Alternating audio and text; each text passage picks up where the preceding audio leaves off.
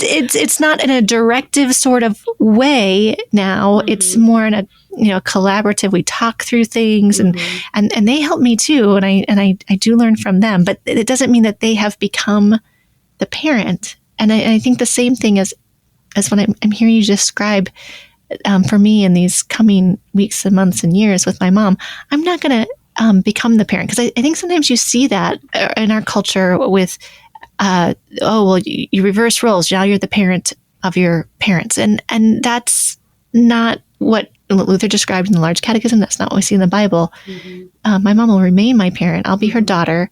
We may have to engage differently. I mean, I don't have to now, but I may have to help her with medications. I may have to go to the doctor's offices with her. But that doesn't mean that I've treating her like she's my child. So right. How do I adjust my vocation in there so that I still honor her in the same way? Titus chapter 2 was something coming to mind where it talks about the mature women teaching the younger women. This verses 3 through 5 in Titus chapter 2. I often think of that as a deaconess when I would visit people in nursing homes. I need to be in a posture of learning from these really experienced saints of the Lord. I can still continue to learn from my parent, even if I'm doing the caregiving, mm-hmm. and vice versa. Any older woman I come across in the authorities mm-hmm. In my life. Mm-hmm. Cheryl, I also dusted off the cobwebs of another 2015 article. This title may jog your memory, or you may have already dug it up, but you call this article, Aging Parents, the Fourth Commandment, and the Jacket I Refuse to Wear. Oh boy, yes. Yes. So the jacket, and I encourage everybody to go to this article and read it. But the jacket was that you were a 50-some-year-old woman, your mother living with you. It was a cold or wet day, and your mom said, don't forget your jacket on the way out. And you bristled against that because you're a 50-year-old woman. You can make up your own mind about whether you should be wearing a jacket or not. Mm-hmm. And so this is a humorous illustration. But what about kind of the bigger issues where you have someone living in your home and there's nothing like living under the same roof to really brush up against another and cause irritation with each other as a family? And you mentioned, your mom could be cantankerous and sometimes not very pleasant. Well, how do you honor the Fourth Commandment even in those times? Or even if you don't want to wear your coat, because you can make up your own mind. What do you do? And how do you balance the dual parts of the Fourth Commandment as honoring your parent as an adult? Yeah, you're digging up all kinds of things. I had forgotten that there were several pieces on this topic on sister, daughter, mother, wife. I had totally forgotten about those articles. So I'll have to go back and reread them now too. So that was during a time when we were actually, we had lived in Illinois for a number of years, and then my husband took a call to a parish in Oklahoma.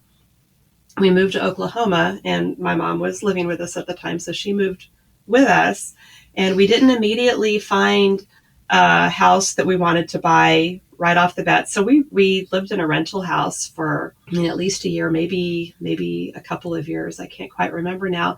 And it was a smaller home. Yeah, so we were quite squeezed in to this small home, all kind of under each other's noses, under each other's feet, small kitchen. And so it just, I think, made everything a little bit bigger than it otherwise would have been. And of course, when you're living with your mom, you're going to hear those kinds of things, those kinds of reminders.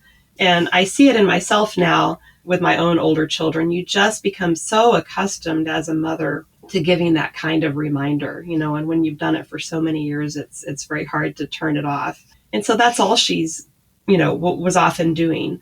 But when you're crunched together in a small house, and again, you're, in your 50s and you have grown children, and it goes on, many times during the day, it does start to grate on you. And I think the answer is just bite your tongue, because is she saying anything offensive?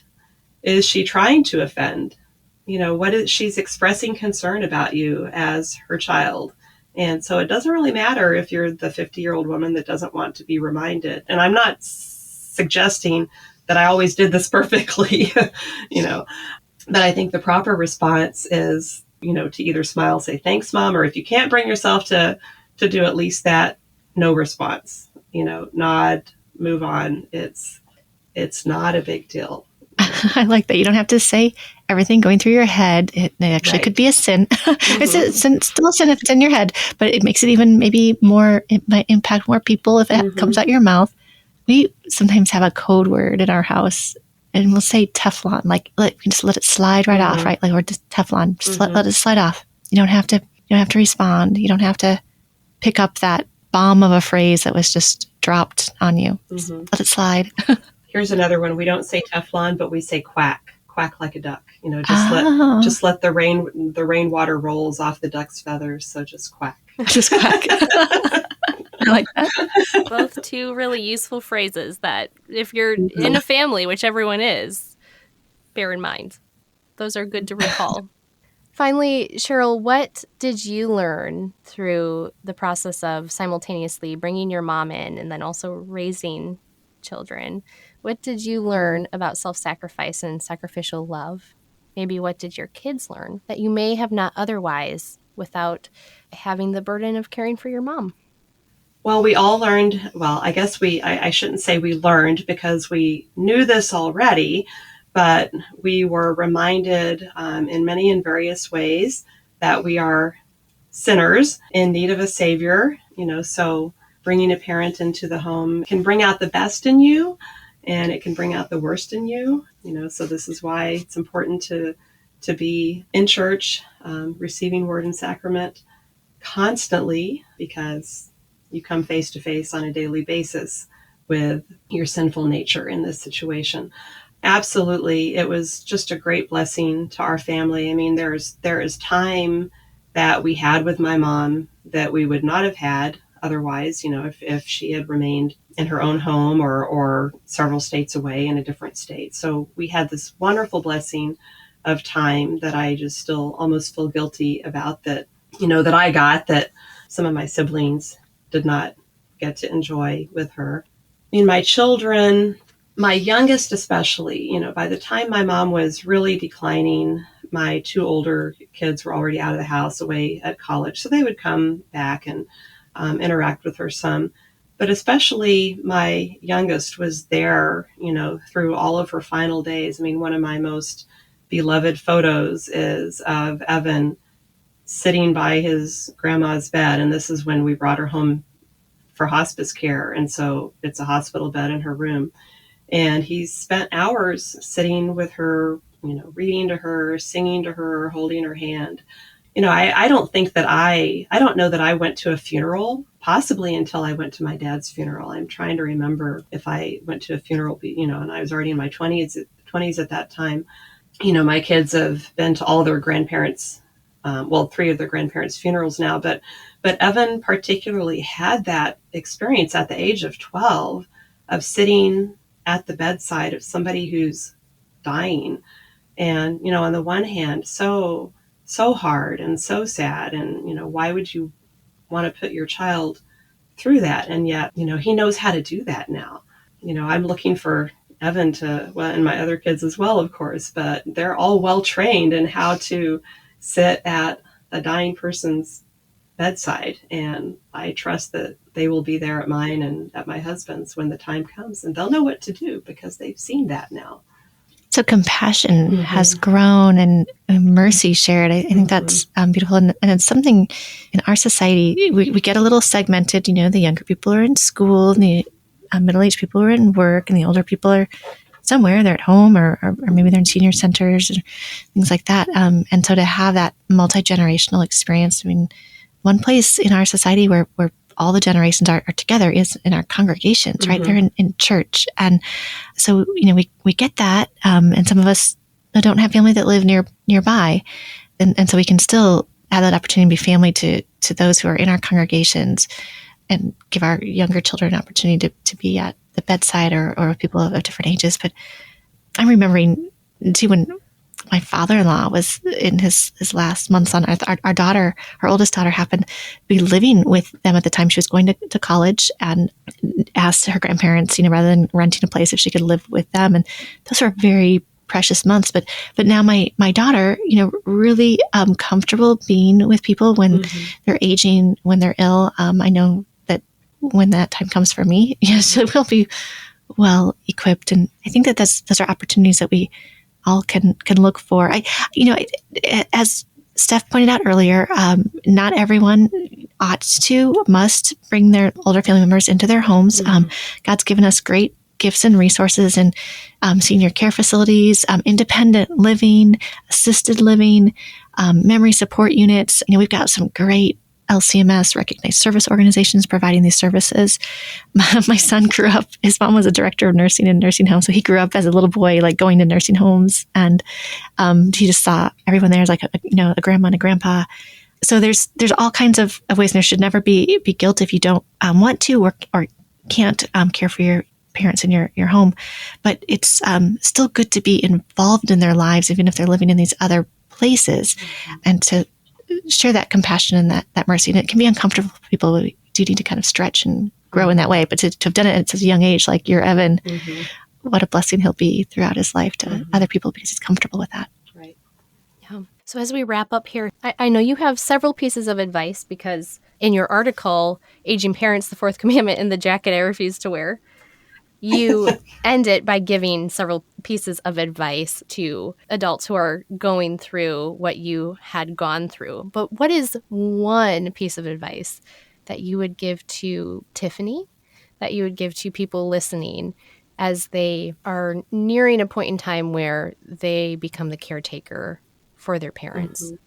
I think we've already talked a lot about, being in church and taking that support that only your church family can give you. So that's a huge one. Accept that you're going to fail.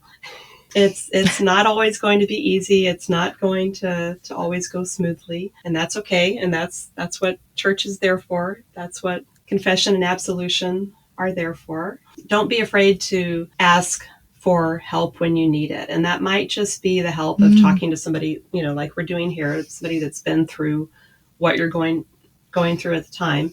It might be professional help. It could be, if your parent needs some financial planning advice, if you're looking at taking on managing your parents' finances. My mom's finances were pretty simple, so it wasn't anything that I had to get financial professional advice to sort of manage on her behalf.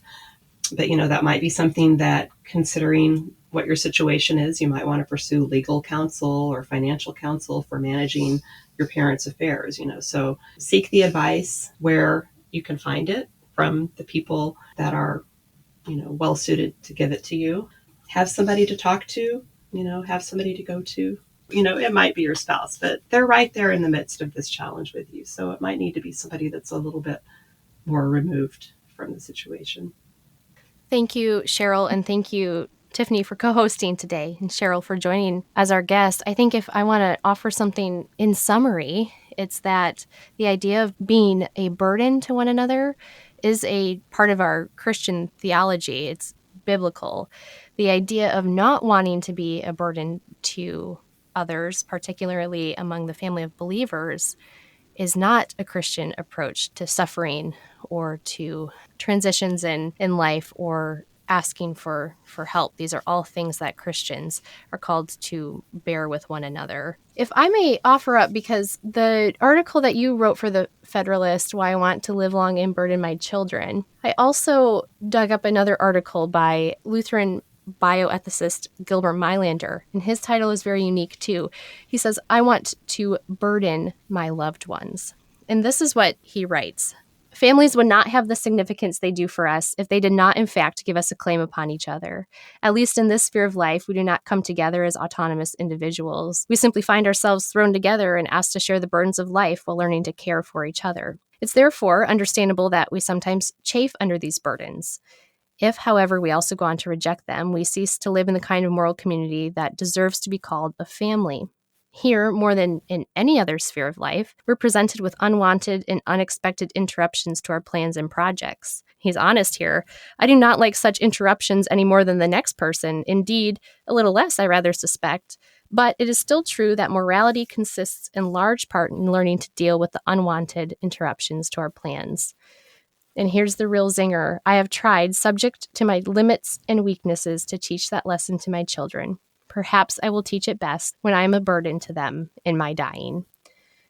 And Cheryl, you have so faithfully cared for your parents in their aging and in their dying. And Tiffany is entering this stage as well.